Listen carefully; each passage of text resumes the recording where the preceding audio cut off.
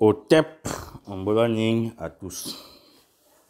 Alors, l'entretien que je dois avoir avec vous aujourd'hui s'intitule Les défis de la connaissance africaine.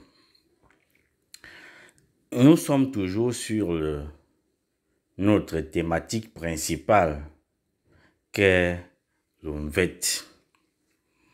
Notre objectif thématique principal, c'est de ressortir l'enseignement qui est dans l'UNVET. Cet enseignement, on avait dit qu'il est sur 4 piliers. Il se positionne sur 4 piliers. C'est ce qu'on appelle les 4 piliers de la connaissance totale ou les 4 piliers de la connaissance royale. Parce que la connaissance royale ou la connaissance totale dont s'inspire l'UNVET est sur 4 piliers. Je rappelle très vite ces 4 piliers. C'est l'art, parce que le monde de la connaissance a commencé par l'art, notamment avec les Indiens, les Chinois et tout ça. Et puis vous avez la philosophie, qui a commencé à se développer en Chine. Vous voyez, les Chinois ont les traits, les anciens textes de la philosophie sont chinois. Et puis est venue la science qui s'est développée en Égypte. Et puis il y a également la mystique. Mais les 2 premiers piliers que sont l'art et la philosophie ont commencé leur développement en Inde et en Chine. Lorsque l'Atlantide s'est écoulée, lorsque l'Atlantide a connu son déclin, les survivants, certains survivants de l'Atlantide sont allés s'installer sur le monde Gobi, en Inde. Et c'est là où vous entendez Attila le Hun et tout ce cas, les Vikings, tout ça là. Après, ils sont allés en Chine, notamment Chine, Japon, et ainsi de suite. Donc, les premiers éléments de la science, c'est en Égypte. Parce que l'Inde, la Chine, le Japon, ils n'ont pas connu la science. Ils ont connu l'art et la philosophie. Et vous pouvez vérifier que les très anciens tableaux, tout ce que vous avez comme l'art, c'est les Chinois. Les Chinois maîtrisent l'art bien avant l'Égypte. Et la philosophie aussi. Les premiers textes de la philosophie sont chinois. Donc, en Égypte s'est développée la science et la mystique. Mais pourquoi on dit que l'Afrique est le centre de l'humanité? On va arriver. Donc, la connaissance est donc totale, royale, lorsqu'elle est appuyée, ou bien lorsqu'elle s'appuie sur ces 4 piliers. Quelqu'un qui vient vous donner la connaissance, et il ne vous donne pas un de ces piliers, c'est une connaissance fausse. Une connaissance totale qui doit s'adresser à l'être humain de manière équilibrée. Pour que l'homme soit équilibré, c'est une connaissance qui respecte ces 4 piliers. Si tu enlèves un seul pilier sur ces 4, la connaissance devient déséquilibrée. Et vous formez des êtres déséquilibrés. Voilà, donc, la connaissance est ainsi faite. Donc, l'UNVET, c'est cette connaissance totale, cette connaissance royale dont nous voulons extraire, afin de la redonner au plus grand nombre. Alors donc, voilà ce qui est l'UNVET. Pour ce qui est de ce thème, les défis de la connaissance africaine. Nous avons en gros 6, nous avons en gros 7 défis en Afrique. Le premier défi a démontré que l'Égypte antique était noire. C'était le premier défi. Il fallait démontrer que l'Afrique est noire. Il fallait démontrer que l'Égypte était noire. Pourquoi cette démonstration? Pourquoi les Africains se sont lancés dans cette bataille? Parce que les Blancs, les colons, on dit que non, l'Égypte était blanche. Tout ce qui s'est fait en Égypte, c'était des blancs. Et c'est comme ça que des vaillants maîtres de la science, des vaillants maîtres de la philosophie, des vaillants maîtres de l'anthropologie, notamment Cheikh Anta Diop et Théophile Obenga, se sont réveillés, se sont révolutionnés, se sont révoltés pour nous démontrer que l'Afrique ou bien l'Égypte, c'était bien noir. Les pyramides qu'on a vues en Égypte, la science qui s'est développée en Égypte, la philosophie qui s'est développée en Égypte, la mystique qui s'est développée en Égypte, c'était des noirs. Cette démonstration, jusqu'à ce jour, n'a jamais été incontestée ou n'a jamais été contestable. C'est ce que j'ai envie de dire. Elle est restée incontestée parce que les gars, ils ont fait leur boulot. C'était leur boulot, c'était leur mission. Les ancêtres ont réveillé en eux une révolte rien que pour cette mission. C'était la mission de Cheikh Anta Diop, c'était la mission de Théophile Obenga. Ils ont réussi leur mission et je pense qu'aujourd'hui, cette mission a été accomplie. Le défi est là. Ce défi a été réalisé. Le deuxième défi, ça a été de démontrer que l'Égypte est le berceau de l'humanité. Berceau de l'humanité, ça veut dire que tous les 4 piliers dont je viens de vous parler, l'art, la philosophie, la science et la mystique, tous ces piliers se sont développés et se sont révolutionnés en Égypte. Et c'est de l'Égypte qu'il y a eu diffusion des connaissances, diffusion de ces 4 piliers.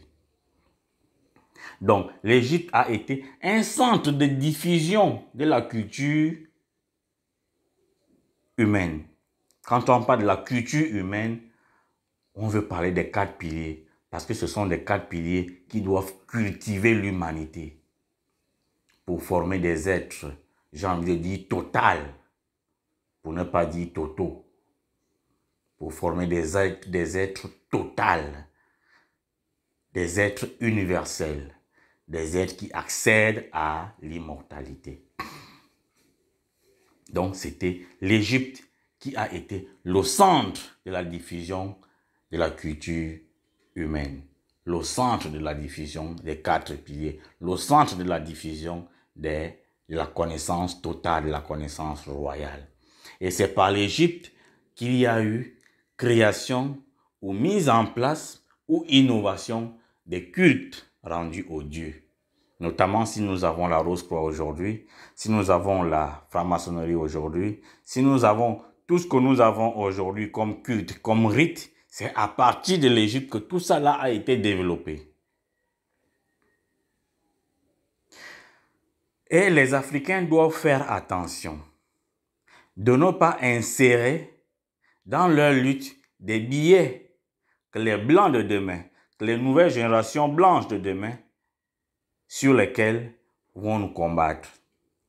Quand on dit que l'Afrique est le berceau de l'humanité, ça ne veut pas dire que toutes ces choses sont nées en Égypte. En Égypte, il y a eu d'autres civilisations qui ont existé. Avant l'Égypte, il y a eu d'autres civilisations qui ont existé. C'est dit dans l'Onvet. C'est dans n'importe quel rite à travers le monde, dans n'importe quel culte à travers le monde, notamment Maya, Aztèque. On voit qu'il y a eu 4 civilisations avant nous. 4 civilisations avant nous. Notamment les plus récentes, c'est la civilisation lémurienne, c'est la civilisation atlante. Donc, dire que l'Égypte ou l'Afrique est le berceau de l'humanité, ça veut tout simplement dire que tous les 4 piliers de la connaissance se sont développés et ont été diffusés à partir de l'Égypte. Donc l'Égypte était le centre de la diffusion de la connaissance totale. Le troisième défi, et ce défi, le défi de démontrer que l'Afrique est le berceau de l'humanité, notamment par Théophile Benga et Cheikh Anta Diop, ce défi a été réalisé. Il est démontré aujourd'hui que l'Afrique est le berceau de l'humanité. C'est incontesté et incontestable. Et donc, à ce niveau, les gars, Cheikh Anta Diop et Obenga, ils ont fait leur boulot. Le troisième défi, c'était de montrer que des peuples ou des communautés de l'Afrique subsaharienne avaient un même substrat adénique, que toutes les communautés qui sont en Afrique subsaharienne avaient des liens, notamment des liens culturels, des liens anthropologiques, des liens historiques. Et que ces communautés, les cultes ou les rites qu'elles célèbrent sont intrinsèquement liés. Et voilà pourquoi Obenga, il a étudié les langues. Il a vu que l'Ofang, les Bamileke, les Bassa, les langues du Congo, du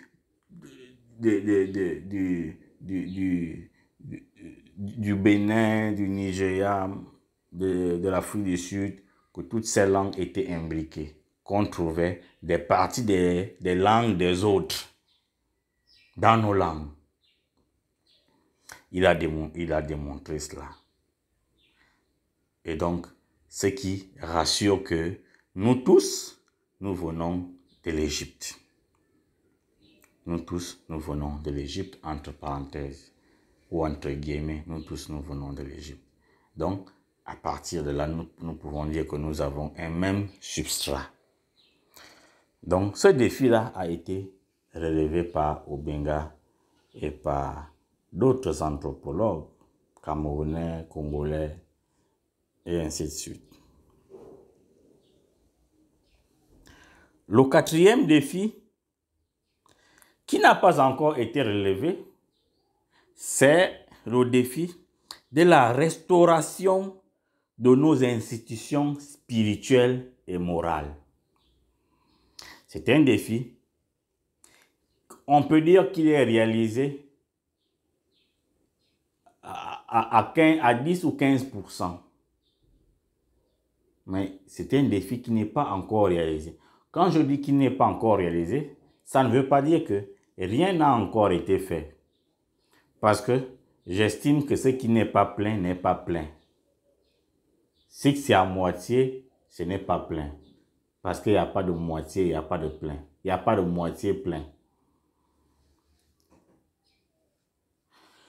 Quand nous partons au Sénégal, on voit des communautés très puissantes.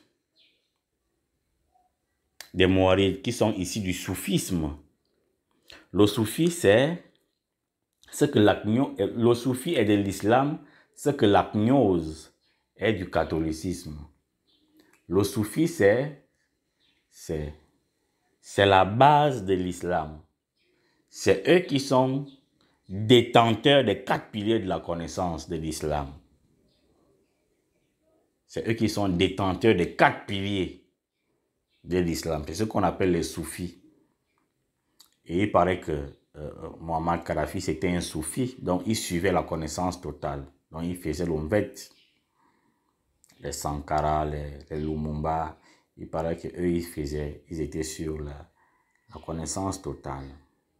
Déjà que le président de la Syrie, Bachar al-Assad, il paraît que c'est un soufi. Donc, au Sénégal, il y a 2 puissantes communautés. Au Mali, il y a une puissante communauté. C'est-à-dire, c'est des communautés qui ont su préserver et restaurer les valeurs de la connaissance totale. Et qu'elles appliquent jusqu'à ce jour. Donc, il y a les Dogons au Mali. Mais à part ces 2 pays-là, je ne connais pas d'autres pays où il y a des communautés qui exploitent la connaissance totale, qui la pratiquent et qui la diffusent. Nous avons cherché, mais nous n'avons pas trouvé. Nous n'avons pas trouvé. Quand vous partez au Mali, vous avez des signes que la connaissance totale était pratiquée là. Vous avez les pyramides de Tombouctou, les temples de Tombouctou, où on pratiquait la connaissance totale, c'est-à-dire la connaissance qui élève l'homme. Il y a des signes, il y a des pyramides en Égypte. Il y a des signes qui nous montrent que l'Afrique avait la connaissance totale. Mais dis donc les gars, l'Afrique, l'Égypte a gouverné le monde pendant plus de 5000 ans. 5000 ans. Vous pensez que c'était avec vos histoires de mysticisme là? Avec l'iboga, les crânes, tout ça là, l'huile rouge sur les crânes, vous pensez que c'est avec ça? On a diffusé une vidéo où le gars dit que lui, il enlève les os dans les tombes, il va vendre ça, ça sert à terre. Vous pensez que c'est avec ces conneries là que l'Égypte a gouverné le monde? Non. C'était avec la connaissance totale, ce qu'on appelle la connaissance supérieure. Il est incontestable aujourd'hui que ce n'est pas les Égyptiens qui ont construit les pyramides. Quand je dis les Égyptiens, ça veut dire qu'il y a une force qui venait des extraterrestres. Les Égyptiens étaient assistés par les extraterrestres. Une force supérieure qui venait des cosmos supérieurs. Donc, on n'a plus à démontrer qu'on avait une spiritualité. On n'a plus à démontrer qu'on avait la connaissance totale. On n'a plus à démontrer qu'on avait la science et la technologie. On n'a plus à démontrer cela. Il suffit aujourd'hui de faire ce qu'on appelle la restauration de nos institutions spirituelles. Parce que aujourd'hui, les gens pensent qu'il y avait des églises. Parce que quand tu demandes à un Africain quelle était la religion que les Égyptiens pratiquaient, le gars, il ne peut pas te répondre. Les Égyptiens pratiquaient la connaissance totale. Et cette connaissance totale, basée sur les 4 piliers, était enseignée dans des institutions spirituelles parce qu'il n'y avait pas la constitution. Il n'y avait pas vos histoires de loi. Il n'y avait pas une autorité qu'on appelle l'État et qui était au-dessus de tout le monde. La spiritualité, ce qu'on avait en Égypte, c'était des institutions spirituelles qui avaient pour but le développement des savoirs, le développement de l'humain et l'épanouissement. Quand on parle du développement, il ne s'agit pas du développement matériel. Parce que quand l'Égypte a gouverné le monde pendant plus de 5000 ans, il n'était pas question pour les Égyptiens de construire des avions nucléaires, de construire les navettes, d'aller sur la Lune, de fabriquer des ordinateurs, de développer les technologies, je ne sais pas quoi. Ça, ce n'était pas le développement matériel que les Égyptiens visaient. Les Égyptiens visaient le développement spirituel, le développement de l'homme. L'objectif de la vie pour les Égyptiens, c'était que l'homme puisse faire un vête, que l'homme puisse se déconnecter des désirs de ce monde, que l'on appelle les momilans.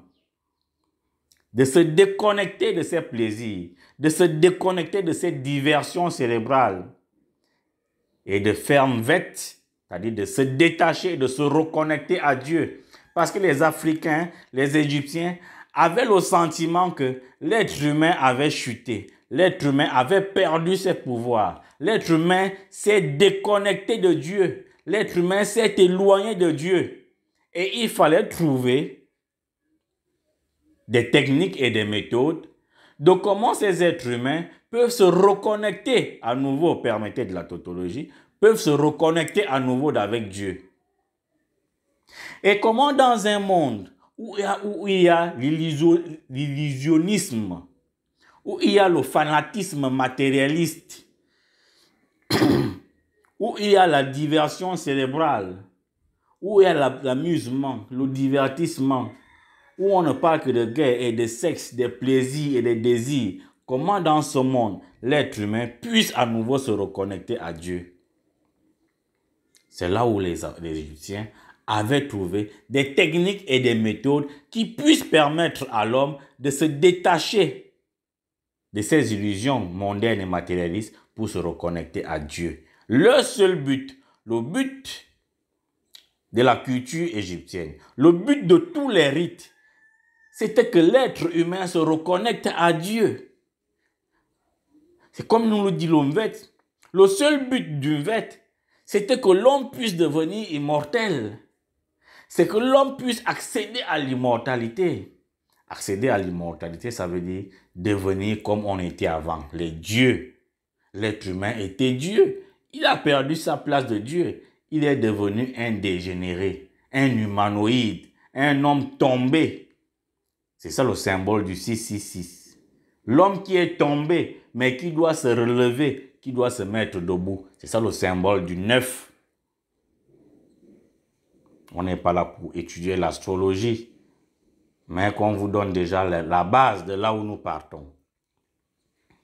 Et quand on parle du défi de la restauration de nos institutions spirituelles, c'est parce que nous avons déjà décelé, extrait dans l'Omvet des enseignements qu'il faut pour que l'être humain puisse faire Omvet, pour que l'être humain puisse se reconnecter à nouveau à Dieu. Je vais encore vous demander d'excuser ma tautologie, mais il faut que je le dise pour que vous compreniez bien. Parce que l'idée, c'est quoi? L'idée, c'est de dire que l'être humain a chuté. L'être humain a perdu ses pouvoirs. L'être humain n'est plus Dieu. On a été des dieux en Égypte, les gars. Il y a beaucoup ici qui ont été des pharaons en Égypte. Regardez comment nous sommes aujourd'hui.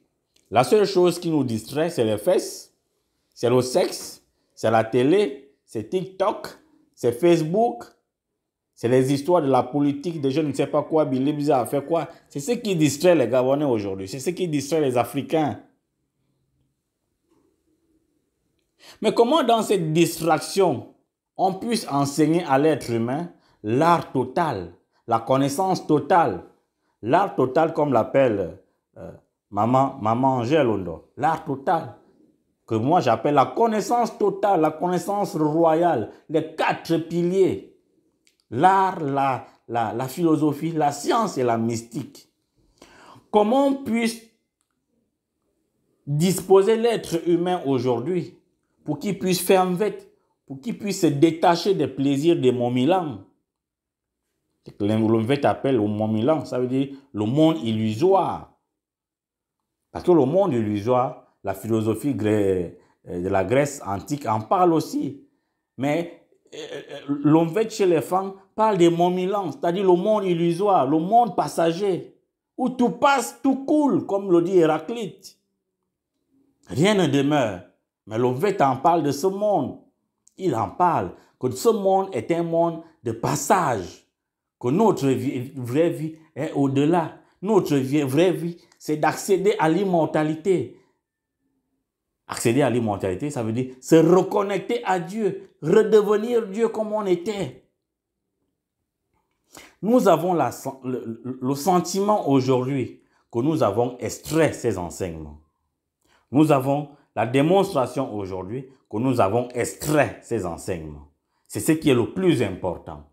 Et une fois ces enseignements sont extraits, comment on fait pour restaurer nos institutions spirituelles? Qu'est-ce que j'entends par institution spirituelle?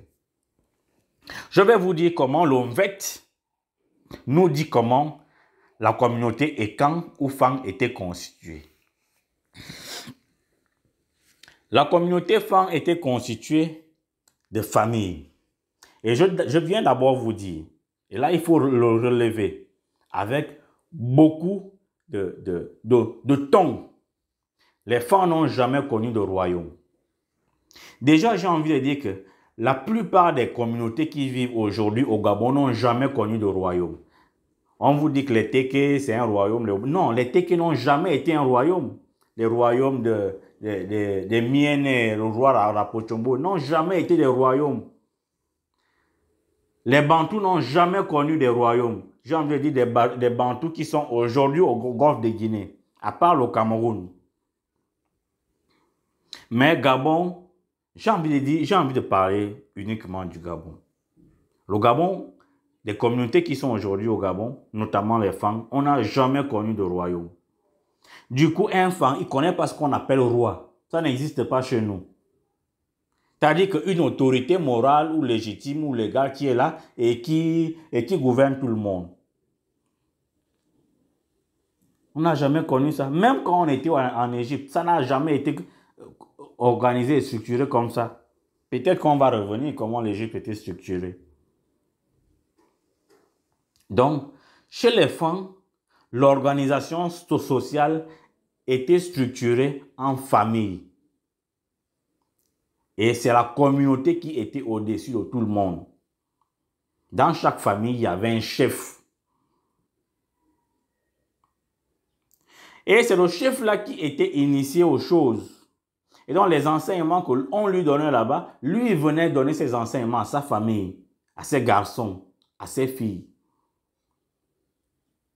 Et quand il sentait sa mort venir, il désignait un de ses enfants pour aller le remplacer dans les choses. C'est ce qu'on appelle l'héritier. Mais il n'était pas question que j'ai 7 gosses, que tous ces gosses soient initiés au Molan ou au Ngui. Non, ce n'était pas comme ça. Par contre, si j'ai 7 gosses et moi-même je suis initié au Ngui ou au Molan, je venais et je donnais ces enseignements à mes 7 gosses. Que voilà la vie. Voilà les enseignements de la vie. Voilà l'art, voilà les enseignements de l'art. Voilà la philosophie de la vie. Voilà la science.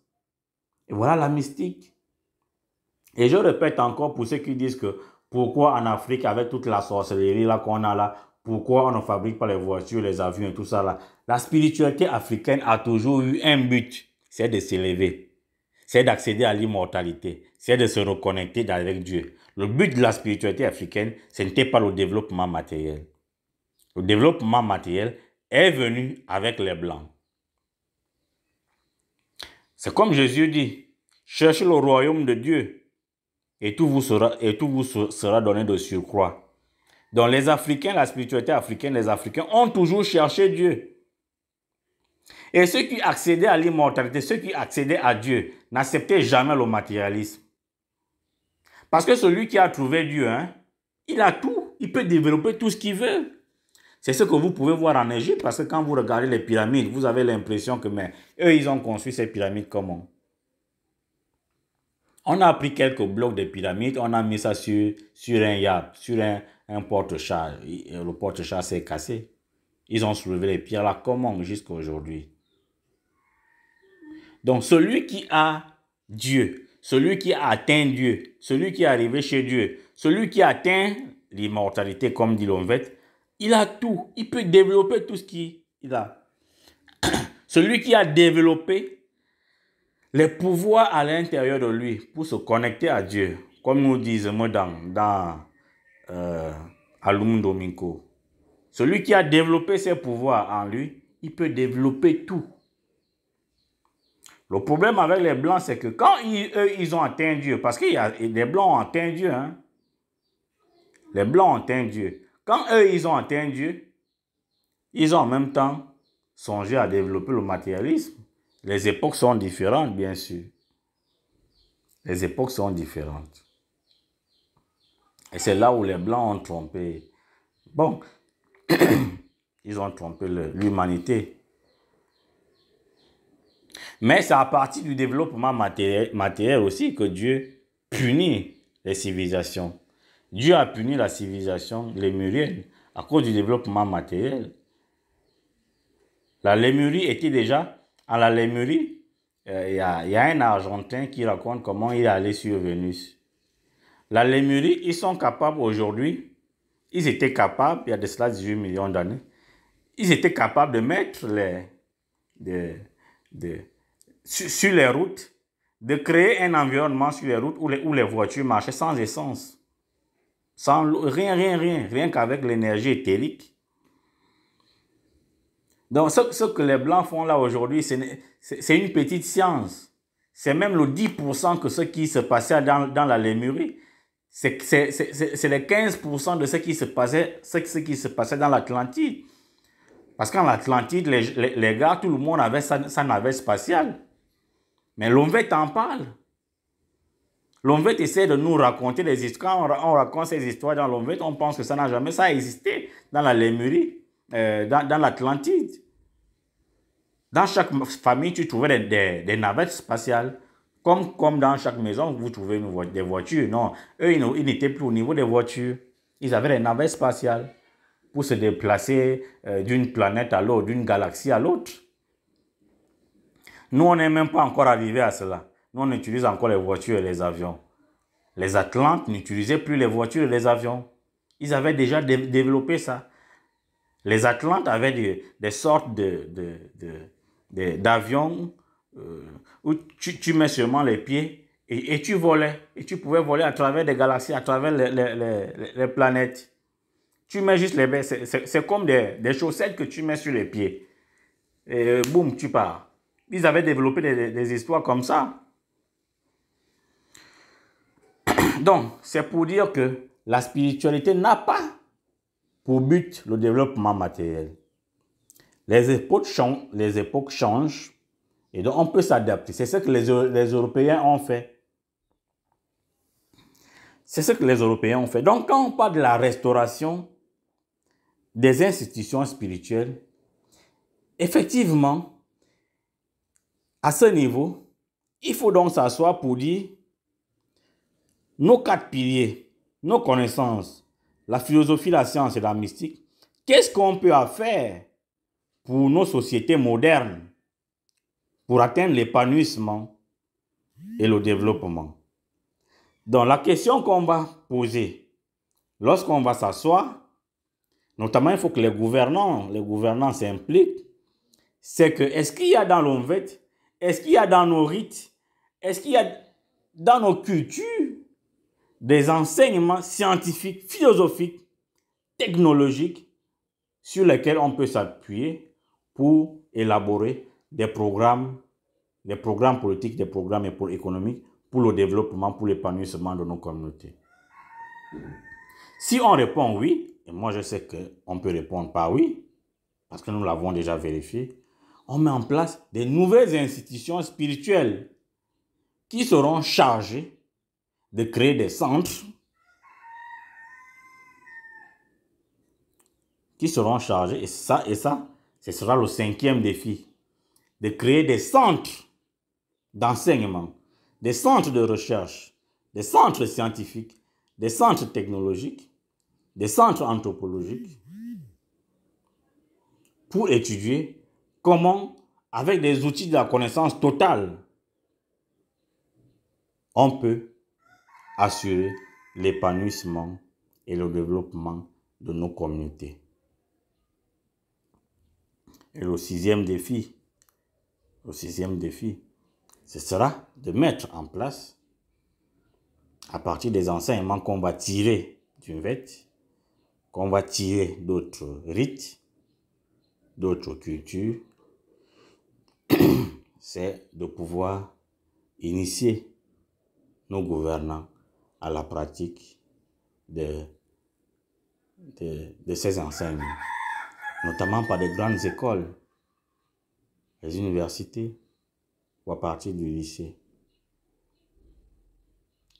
Donc, je peux dire que, après le défi de montrer que l'Égypte était noire, défi réalisé, après le défi de démontrer que l'Égypte était le berceau de l'humanité, le défi réalisé, après le défi de montrer que toutes les communautés de l'Afrique subsaharienne ont des liens adéniques et donc une provenance commune, ce défi est déjà réalisé. Il nous reste en gros 4 défis à réaliser, notamment le défi de la restauration de nos institutions spirituelles. Je vais revenir. Le défi d'intégrer les hommes et d'enrôler les hommes dans ces institutions. Le défi de créer les politiques de développement individuel et collectif à partir de la science, de la philosophie, de l'art et de la mystique. Ici, issus des institutions spirituelles qu'on va créer. Parce que ces institutions spirituelles auront pour objectif de garder et de diffuser les 4 piliers de la connaissance.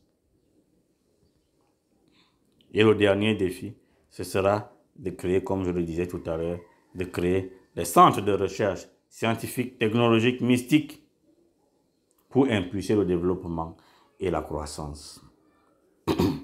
Voilà en gros des défis qui nous restent. Sur les 7 défis que nous avons observés, il n'y a que 3 qui ont été réalisés à ce jour.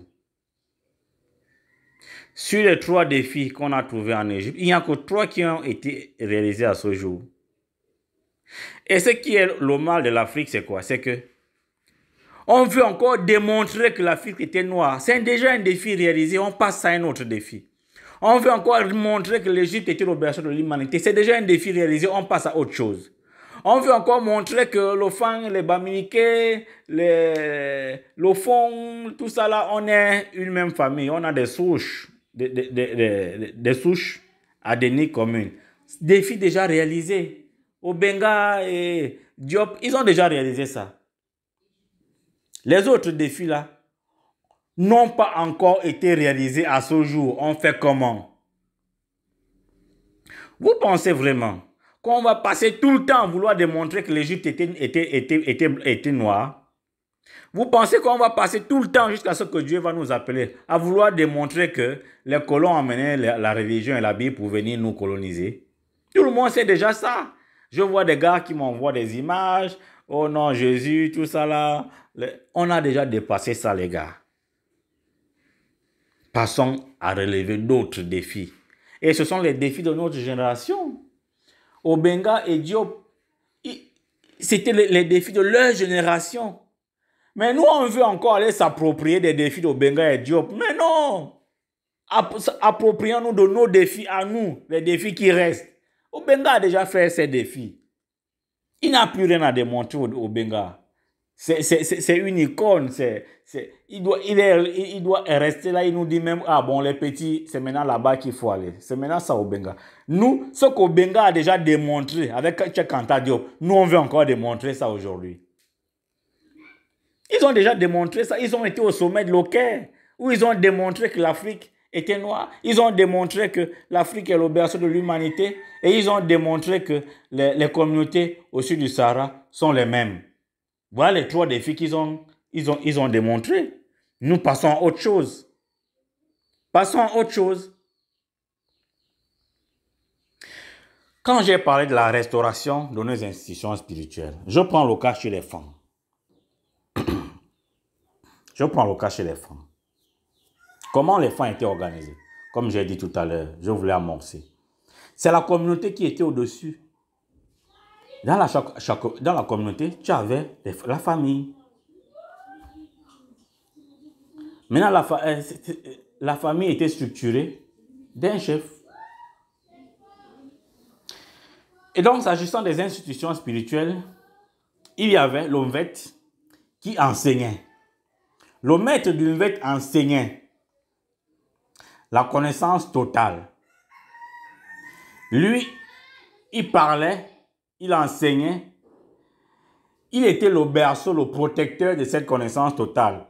Parce que cette connaissance totale devait aller de génération en génération. Donc quand le maître du Omvet entend sa mort, il cherche à initier un nouveau maître du Omvet qui va continuer à garder la connaissance totale. Donc l'Omvet, en fait, était une école initiatique où on enseignait la connaissance totale. On enseignait à faire Omvet, on enseignait comment se détacher des illusions de ce monde pour se reconnecter à Dieu. Comment l'être humain peut faire, quelle technique et quelle méthode de comment accéder à l'immortalité.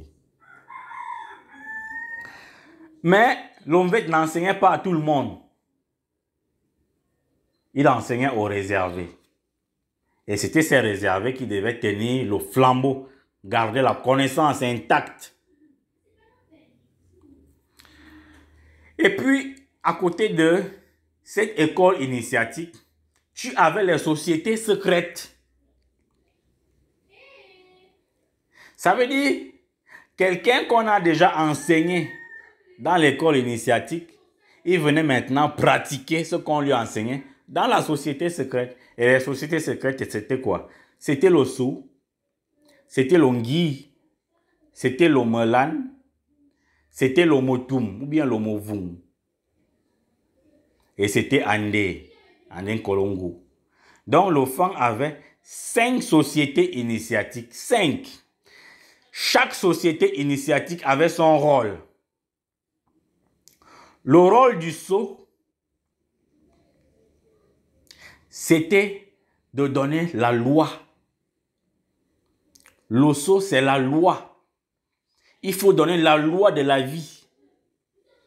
C'est-à-dire comment vivre en société. Comment vivre en harmonie avec soi-même. Comment vivre en harmonie avec les autres. Comment vivre en harmonie avec l'environnement et les dieux. Si tu ne vis pas en harmonie avec l'environnement et avec les dieux, effectivement, tu ne peux pas faire un vête. Donc le sceau était un rite initiatique qui enseignait à l'être humain comment vivre avec les lois. Les lois c'était quoi? Les lois, c'est en quelque sorte des interdits, mais ce n'était pas des interdits qu'on imposait aux gens. Le sceau, c'était plutôt une discipline. C'est comme Jésus dit, si un membre t'empêche d'aller au paradis, coupe-le. Alors, celui qui a été enseigné à la connaissance totale d'une vête, alors il vient chercher quoi dans le sceau? Il vient chercher à mettre une discipline de vie qui va le conduire à mieux appliquer l'enseignement qu'on lui a donné dans le vête. Donc, les maîtres du sceau étaient là pour lui donner une discipline, pour l'aider à mettre en place une discipline de vie. C'est ça la philosophie. La philosophie, c'est quoi? Loin des définitions académiques universitaires, la philosophie, c'est une manière de vivre. Quand je te dis tu as ta philosophie à toi, ça veut dire tu as ta manière de voir les choses, tu as ta manière de vivre qui t'appartient. Donc la philosophie, c'est une manière de vivre. Donc c'est une discipline qu'on met en place pour pouvoir faire un vête. Pourquoi on met cette discipline en place? Avec le désordre que nous voyons dans ce monde, regardez les choses qui se passent à la télé. Traces qui montrent à longueur de journée des danses pornographiques, le sexe à la télé, avec les diversions. Ici au Gabon, on organise les concerts où les femmes viennent danser nues. L'habillement même des jeunes filles aujourd'hui, c'est un habillement où tu vois le sexe tous les jours.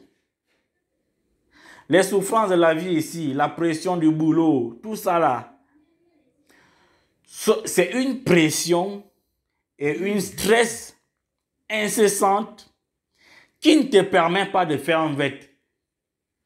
C'est-à-dire que les distractions de la vie aujourd'hui nous attirent plus que le ciel. Les distractions de la vie nous attirent plus. Les distractions de la vie sont pour nous une attraction incessante, journalière, quotidienne. Et se connecter à cette distraction de la vie, c'est de signer son arrêt de mort. Ça veut dire que tu ne vas jamais évoluer, tu ne peux jamais faire un vête. C'est comme ça que les ancêtres ont dit, avec ces distractions-là, et tout ce que les Blancs nous créent, la vie que les Blancs ont créée, la vie que nous-mêmes on crée tous les jours, c'est une vie qui ne nous amène pas à faire un vête. En fait, c'est en quelque sorte les désirs, les plaisirs, les diversions de la vie, les distractions de la vie nous ont tenus en chaîne. Nous sommes esclaves des plaisirs et les désirs de ce monde. C'est comme ça que les ancêtres d'une vête ont vu que, avec cette allure-là, mais on ne peut pas faire un vête. Ils ont donc créé des techniques et des méthodes de comment faire un vête. Ça veut dire comment se détacher de ces choses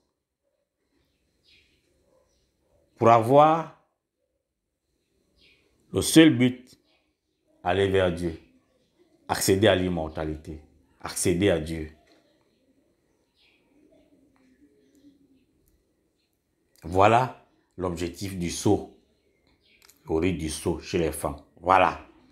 Le sceau était là pour te donner une discipline de vie. Parce que la discipline, là, tu te l'appliques toi-même. Pourquoi tu appliques cette discipline? Parce que sans cette discipline, Les distractions de la vie vont t'emporter.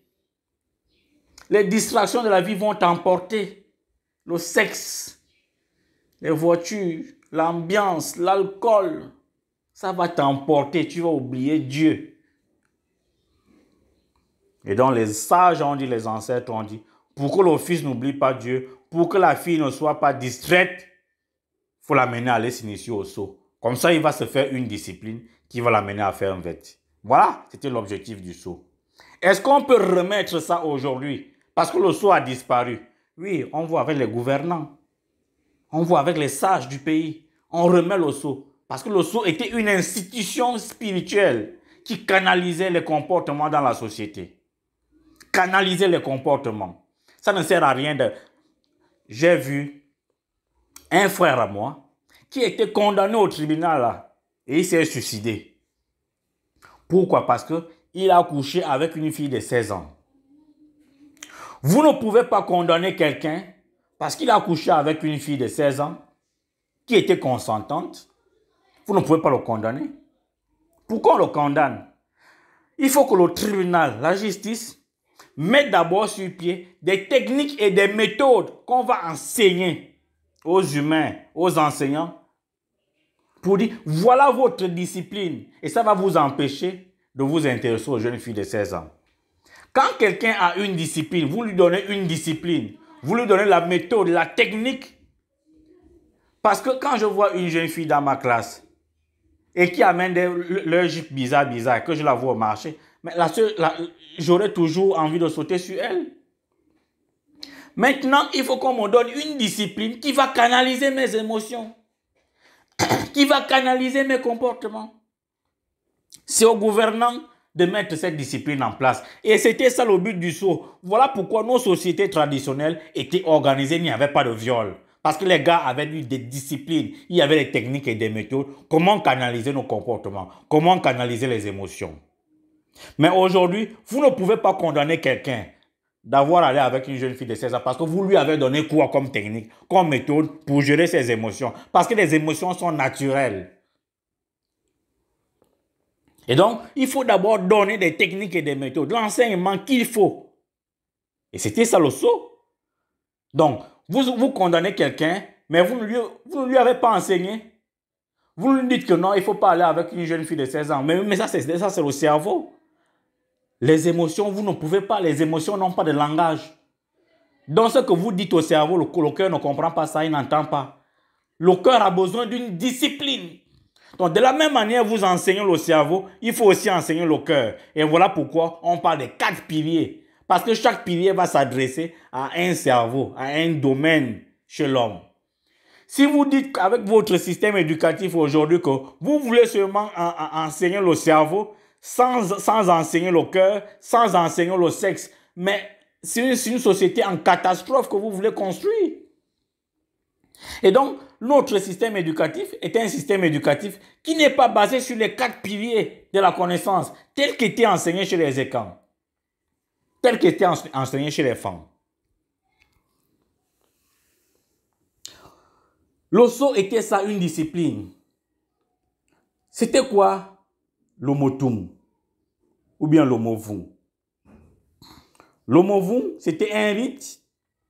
Parce que motum, ça veut dire quoi? Motum, ça veut dire péché. Les défauts psychologiques en femme. Motum, le mot motum va dire les défauts qui nous caractérisent. C'est les péchés, les moi de la philosophie, l'ego de la psychologie. L'ego. Donc le motum veut dire ego. Donc c'était un rite. Et on t'initiait dans ces rites pour connaître qui tu es. Et donc le motum renvoie aussi à la psychologie. Renvoie à la psychologie. Et donc la science. Tu partais étudier qui tu es. Parce qu'en connaissance de qui tu es, tu peux maintenant élaborer la science et la technologie. Parce que c'est maintenant qu'on va étudier l'atome. Parce que l'être humain est un atome. Un atome sécable. Tu vas maintenant étudier l'âme. Étudier qui tu es profondément. Étudier la nature. Étudier l'environnement. Étudier l'espace. Étudier les planètes. Étudier l'univers. Regardez, c'est les Dogons du Mali qui ont permis à la NASA de découvrir d'autres planètes, de découvrir d'autres galaxies. C'est les Dogons du Mali. Les Dogons, l'Omotum, c'est à peu près le même rythme que les Dogons du Mali. L'Omotum, c'est à peu près le même rythme que les Dogons du Mali ont. Parce que le Motum, c'est la science. Et on a dit que le Sceau, c'est la philosophie. Le rite du Sceau, c'est la philosophie. Le rite de Motum, c'est la science. Mais les deux sont collés. C'est-à-dire la philosophie et la science, c'est collé. Tu ne peux pas enlever un. Voilà pourquoi l'autre là disait que science sans conscience et rite, c'est la ruine. Il ne faut pas les diviser. Il ne faut pas diviser la science et la philosophie. Vous voyez qu'on quitte du Sceau, la philosophie, on rentre dans le Motum, la science. Donc, il faut remettre le Motum. Comment on va remettre le Motum? C'est déjà dans l'OMVET. L'OMVET nous donne déjà les enseignements de comment était organisé le Motum. Quels étaient les enseignements? Des techniques et des méthodes. De se connaître soi-même, d'étudier l'environnement, d'étudier la nature, d'étudier l'espace. Il y a déjà des techniques et des méthodes qui existent. Et c'est là où on apprenait aux enfants de sortir de leur propre corps, de visiter les planètes, de sortir en astral. Voilà. D'aller étudier des choses dans l'univers. C'est la science. Et c'est là-bas, dans la science, c'est dans ça, quand ils vont dans l'univers, quand ils visitent les planètes et les galaxies, quand ils reviennent, ils reproduisaient ces choses dans le monde physique. C'est ce que les Blancs ont fait. Ils reproduisaient ces choses dans le monde physique. La science nucléaire. La science nucléaire, c'est quoi? Mais c'est à l'intérieur de nous. Quand quelqu'un sort de son corps, il fait quoi? Il défie la loi de la relativité restreinte de Einstein. Il défie la loi de la relativité générale de Newton. Et si tu arrives à défier la loi de la relativité, c'est que tu es en plein dans le monde nucléaire. Donc tu connais des techniques et des méthodes. Et c'est les gars, quand ils vont là-bas, ils voient un maître du rayon scientifique. Il lui dit, j'ai envie d'aller faire ça. On lui donne des techniques et des clés. Il vient reproduire ça dans le monde physique. C'est ce que les Blancs ont fait. Mais ça n'a jamais été l'objectif de la spiritualité africaine ou bien de l'objectif des Égyptiens antiques. Mais nous sommes dans le monde moderne. Il faut moderniser nos institutions spirituelles. En même temps, il faut les restaurer. Voilà le Motum. Alors tu prends le Molan. Est-ce qu'il faut encore citer? Comment a été organisé? En fait, j'ai envie de vous dire que chaque rite initiatique chez les femmes avait un but. Le but n'était pas matériel, le but c'était de faire un vêt.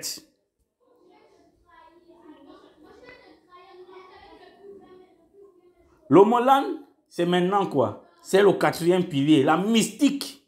C'est quoi la définition de la mystique? La définition de la mystique, c'est quoi? Tout simplement, c'est d'assurer de manière permanente une connexion entre moi et Dieu. C'est ça la définition de la mystique. N'allez pas chercher loin. C'est d'assurer une connexion permanente entre moi et mon Dieu, entre moi et l'environnement, entre moi et les dieux qu'on peut appeler les ancêtres. C'était ça la mystique. Donc nous sommes déjà dans le Molan, la mystique. Nous sommes déjà là dans le Molan. Voilà. Et donc il y a des techniques et des méthodes que les ancêtres ont laissées qui te permettent toi d'être en connexion avec ton être, avec tes ancêtres. C'est ça le Molan. C'était aussi une institution parce que c'était là établi.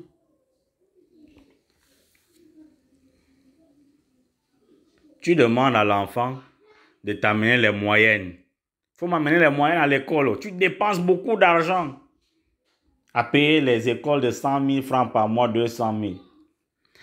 Mais qui a donné à l'enfant des techniques et les méthodes de comment développer la mémoire et de comment développer l'intelligence? On n'enseigne pas ça dans nos écoles. Dites-moi une seule école au Gabon où on enseigne à l'enfant de développer la mémoire, de développer l'intelligence. Mais comment tu veux demander à l'enfant de te ramener les moyens à la maison? Tu ne lui donnes pas les clés, les techniques, les méthodes qu'il faut. Ça veut dire que nous sommes dans le domaine intellectuel. Et l'enfant qui est sage et qui te ramène les moyens à l'école, tu vas dire qu'il est intelligent. Non. C'est parce que quand il est né avec ces choses déjà développées. Mais pas à 100%, à 2 ou 3. Mais il y a des possibilités, des techniques et des méthodes de comment amener ça à 100%. Et c'était ça le développement scientifique des Blancs. Ils ont eu des êtres qui ont développé la mémoire et l'intelligence à 100% jusqu'à inventer, à créer des choses. Nous, le fait de faire un enfant et de l'envoyer à l'école, ça suffit. S'il réussit, tant mieux. S'il ne réussit pas, on va dire que non, il est bête à l'école. On va l'insulter. Personne n'est bête. Ça dépend de notre système éducatif qui encourage nos enfants à être bêtes. Parce que le but de l'enfant, ce n'est pas l'innovation. Le but qu'on envoie un enfant à l'école, ce n'est pas l'innovation. Ce n'est pas le développement. Le but pour lequel l'enfant va à l'école, c'est parce qu'il veut avoir un métier. Il veut aller travailler dans les sociétés des Blancs. C'était ça le but. Mais non, nous, on peut mettre dans notre système éducatif des nouveaux éléments. Ça veut dire qu'on va tricher avec leur science, mais également on va mettre nos choses dedans. Voilà les défis qui nous attendent. Et quand je vois les gens, ils m'envoient des choses, inbox, ils m'envoient des conneries qui n'ont rien à voir avec les défis dont moi je suis en train de parler. Que moi je veux voir. Tu vois un gars, l'autre là, il s'appelle comment? Dokira à Tamela. Il fait une vidéo, il a 60 000 vues. Il raconte des conneries, des histoires. On ne va pas avancer avec les choses qu'il raconte. Tu vois un gars, des influenceurs là, il raconte des conneries, il a 100 000 vues. Il a 100 millions de vues. Mais prends un petit test qui est en rapport avec la spiritualité authentique, les 4 piliers. Ça ne va même pas faire 3-4 vues sur Facebook. Nous, on a fait cette expérience. On a demandé à des influenceurs qui sont bien cotés de faire cette expérience pour nous. Non, les gens ne s'intéressent pas à ça. Il y a même un influenceur qui a dit que si je continue à publier ça, les gens vont se désintéresser de ma page. C'est compliqué. Les Africains, ils sont encore dans les histoires où il faut démontrer qu'ils sont noirs, ils ont eu la science. L'Égypte est finie. L'Égypte a fait 5000 ans. Et nous sommes déjà presque 1500 ans après l'Égypte. Il faut passer à autre chose. Le temps, il fallait démontrer que l'Égypte, on était les dieux en Égypte, c'est fini. Le temps là, le temps-ci, pour parler comme les Camerounais, le temps-ci, c'est un temps où il faut démontrer que on est capable d'arriver là-bas. Et comment on fait pour arriver là-bas? Il y a des défis qui nous attendent. Il y a des défis qui sont là. Personne ne s'intéresse à ça parce qu'on s'intéresse encore à Mamé Momilan, les diversions, les divertissements, les choses qui attirent notre attention. Parce que quoi? Les gens qui ne veulent pas te voir avancer, ils vont te donner tous les jours les choses qui vont attirer ton attention, les choses négatives qui vont attirer ton attention. Quand Omutunde a commencé à parler de l'énergie, c'est là où on l'a tué. Parce que tu peux faire le bruit chez les Blancs, tu peux faire le bruit que tu fais là, à démontrer que l'Égypte était noire, à démontrer, c'est ce qu'eux ils veulent même, à démontrer que l'Égypte était le berceau de la civilisation mondiale, c'est ce qu'ils veulent. Mais moi je t'assure, ce que nous sommes en train de faire là, si tu essayes, les Blancs, quand tu essaies de parler, ce qui impacte leur développement économique, qui te tue. Donc les choses que les doigts qui la parlent, ça n'influence pas les Blancs. Au contraire, même, c'est les Blancs qui l'encouragent même. Les Blancs peuvent même l'encourager à parler de ça. Parce que ça, c'est les distractions qui vont intéresser les Africains. Ok, il faut leur donner ça, il faut leur parler de ça. Mais quand tu parles de la science et des 4 piliers, comme nous sommes en train de parler, ça n'intéresse personne. Parce que la spiritualité a toujours été intéressée par le petit nombre. Voilà pourquoi je vous ai dit que dans nos sociétés et quand, c'est pas tout le monde qui s'est intéressé au Vêt, c'est pas tout le monde qui s'est intéressé au Sceau, c'est pas tout le monde qui s'est intéressé aux malades. C'était un petit nombre. Et dans la famille, même si vous êtes 100 dans la famille, c'était peut-être 1 ou 2 personnes. Donc les Africains arrêtent vraiment de distraire. S'ils veulent faire les Blancs, ils ont calqué la vie des Blancs, ils veulent vivre comme les Blancs. Mais comme ils ont un passé glorieux qu'ils veulent toujours rappeler aux Blancs, ils n'ont qu'à rester dans ça. Et maintenant, il y a d'autres, comme les là, comme d'autres, les bouddhistes, les tout ça là, qui essaient de capter votre attention parce qu'ils savent que l'être humain a toujours besoin de « Oh non, je veux un boulot, je veux un mari, je veux la femme. Comment faire pour avoir des opportunités dans la vie ?» Comme ils savent que vous avez toujours besoin de ça, donc ils vont vous donner ces choses. Parce que quand quelqu'un parle des bribes de mysticisme, ça n'a rien à voir avec la spiritualité. La spiritualité, c'est de comment faire en fait, comment accéder à l'immortalité. Et c'est scientifique et c'est philosophique. La mystique, c'est comment être en contact de manière permanente avec les ancêtres. Donc, quelqu'un qui vient te dire que j'ai des petits trucs, les beaux gars, les petits ossements humains, de je ne sais pas quoi, ça va te permettre de trouver le boulot, d'avoir la femme, de trouver un homme, d'aller en Europe, de gagner de l'argent. Ça n'a rien à voir avec le mysticisme. Ça, ce sont des béquilles. Mais au Gabon, quand quelqu'un parle de ces conneries-là qui permettent aux gens d'avoir de l'argent, de gagner leur vie, de trouver le travail, de trouver un mari, de trouver une femme, on a tendance à vouloir coller ça à la spiritualité. Ça n'a rien à voir avec la spiritualité. Ce sont des béquilles sociales. Ce sont les béquilles sociales. C'est-à-dire des béquilles qu'on a toujours données aux gens dans la société, mais qui ne peuvent pas te permettre de faire un vêt. Parce que pour faire un vêt, c'est un développement individuel. C'est toi-même qui dois engendrer ça à l'intérieur de toi. Comme on a dit dans le Sceau. C'est une manière d'être en harmonie avec toi-même. Pour être en harmonie avec toi-même, il y a la science, la connaissance de soi. Et comme tu es en harmonie avec toi-même, tu peux maintenant te connecter avec les divinités, avec les ancêtres. C'est ça le Molan. Vous parlez même de quoi? Vous parlez de quelle spiritualité? Parce que quelqu'un connaît les histoires des plantes, quelqu'un connaît les histoires de comment il faut mélanger les potions et tout. Vous dites qu'il est spirituel. C'est ça les Africains aujourd'hui. Et quand on dit il faut revenir à la spiritualité africaine, de quelle spiritualité africaine parlons-on? Des bribes de mysticisme. Il faut aller prendre les os dans la tombe de mon grand-père, mélanger ça avec tel ou tel plante.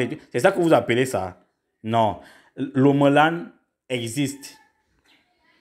Ce n'est pas quelqu'un qui va refaire l'Omelan. Ça veut dire les ossements que tu vas prendre dans la tombe de quelqu'un qui est mort. Ce n'est pas l'Omelan que tu es en train de faire. Tu es en train de faire la magie noire. L'Omelan existe et on connaît où se trouve, on connaît des centres où les Melans se trouvaient. Il suffit de restaurer ces centres. Il suffit de mettre le feu dans ces centres. Quand je dis mettre le feu, c'est un langage, c'est un code. Il suffit de mettre le feu dans ces centres et de restaurer les centres. Parce que Melan, c'est quoi? Là où on pratiquait le Melan, c'était un centre nucléaire, c'était un centre énergétique. Pourquoi Bongo et tous et ses amis ont décidé d'anéantir ces centres? Parce que ces centres n'étaient pas favorables à leur pouvoir permanent qu'ils voulaient garder. Bon, ce n'est un secret pour personne. C'est Bongo avec ses amis qui ont décidé d'anéantir les centres de Molan et d'Ungui. Si les gouvernants aujourd'hui pensent que... Parce que vous ne pouvez pas. Mais comme le monde a changé, tout comme les gens du Wellington, ils peuvent décider à l'unanimité, sans l'aide du gouvernement, de dire que nous, on va restaurer les centres de Molan. Ils peuvent le faire. Nous, on a un centre de Molan chez nous. Mais avec les gars qui font dans la chrétienté, qui ont décidé de faire le culte aux fesses, aux femmes, à qui tu vas demander aujourd'hui, allons au village, on va restaurer le centre de Molan. Parce que pour restaurer le centre de Molan, je dis que c'est la mystique. Il faut d'abord pratiquer le Sceau, la discipline de soi. Il faut d'abord pratiquer le Motum, la connaissance de soi. Et après, tu vas aller te mettre devant tes ancêtres pour te mettre en connexion avec eux. Mais quelqu'un qui a déjà consacré sa vie au boulot, aux femmes, aux fesses, à l'alcool, aux diversions de ce monde, Vous allez restaurer quoi avec ces gens? Rien. Donc, pardon, si vous ne voulez pas faire pratiquer les choses qui sont sérieuses, allez parler vos histoires de je ne sais pas quoi avec Atami, allez parler de ça loin. Loin. Et j'ai dit aux gens de ne plus m'envoyer des histoires où il faut commenter des conneries que les gens racontent sur Facebook et tout et tout. Ça n'a rien à voir avec la spiritualité africaine. La spiritualité africaine, c'est pas le mysticisme. Quelqu'un connaît les petites plantes et tout, il sait soigner. Moi, je sais soigner les gens, je suis jumeau. J'ai un oncle qui était ça, je voyais comment, mais personne ne dit que c'est la spiritualité. Il y a des gens dans nos villages qui soignent les gens, ils ne sont pas spirituels. Ils ne font pas les 100 millions de vues sur Facebook. Aujourd'hui, les pasteurs soignent les gens, les prêtres soignent les gens, les maîtres vaudous soignent. Tout le monde soigne les gens et tout le monde dit qu'il est spirituel. Non. Donc, voilà le travail qu'il faut faire. Voilà le travail qu'il faut faire. Et je précise que ce que nous sommes capables de faire, les défis que j'ai cités là, on peut le faire. Nous sommes capables aujourd'hui de le faire. Les techniques et les méthodes existent. Il suffit de trouver des gens de bonne volonté pour s'y mettre. Voilà, donc, bonne soirée à vous tous. La séance des questions-réponses, on l'a fait dans, on va dire, dans 30 minutes, le temps de faire une pause.